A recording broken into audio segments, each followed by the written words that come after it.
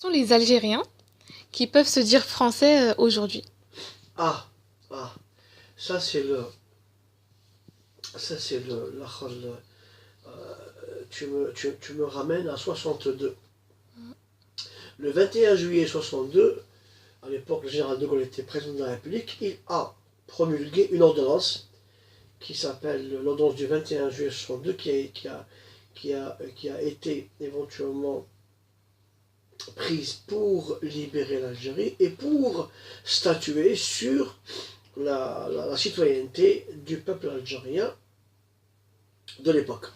Donc, sans rester français, tous les Algériens et Français qui se prévalaient le 3 juillet 1962 du statut de Français de droit civil,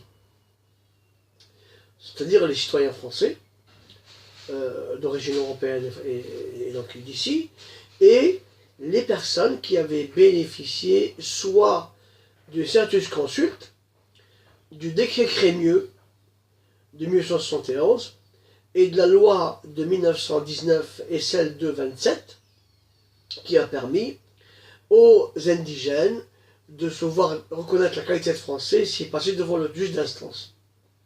Et on faisait la demande. Donc, à l'époque, tout citoyen algérien ou français indigène pouvait aller déposer un dossier devant le juge du TI et se faire reconnaître par jugement la qualité de français de droit civil, en s'obligeant bien sûr à vivre sous le régime de droit civil. Pas de bigamie, etc., etc. Donc, ceux-là, ils ont conservé la citoyenneté française à l'indépendance. Les autres avaient l'obligation, pour rester français, de faire une souscription ou une déclaration recognitive. Il fallait la faire soit au Conseil de France en Algérie, soit devant un TI français. Un TI veut dire tribunal d'instance.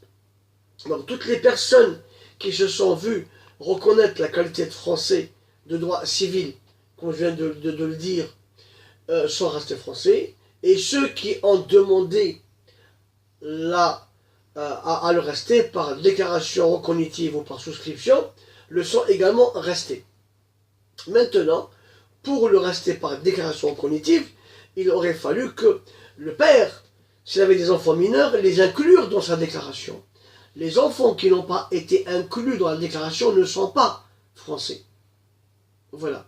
Et donc, sont français jusqu'alors les personnes qui ont bénéficié d'un census consulte et leurs descendants, les personnes qui ont bénéficié de décret Crémieux et leurs descendants, les personnes qui ont bénéficié d'un jugement de la loi de 1919 et leurs descendants, les personnes qui ont bénéficié d'un jugement en vertu de la loi de 27 pour les femmes et leurs descendants, ceux qui ont fait la souscription recognitive, si ils ont été introduits dans l'action par leurs parents, même s'ils étaient mineurs, donc, et leurs descendants, le reste sont devenus algériens et sont exclus du droit d'allégeance, ne sont plus français, ne peuvent plus le devenir que par réintégration, n'est-ce pas?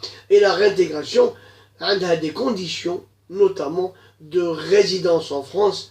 La condition de stage doit être accomplie et également la condition de résidence en France, la raison de stabilité et d'intégration pour pouvoir redevenir français. C'est une réintégration qui est maintenant, au vu de l'évolution des lois, presque similaire à une naturalisation.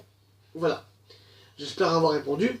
Si des questions n'ont pas été abordées, je le ferai, bien entendu, dans d'autres messages, dans d'autres vidéos que je publierai bientôt. Inch'Allah. Au revoir.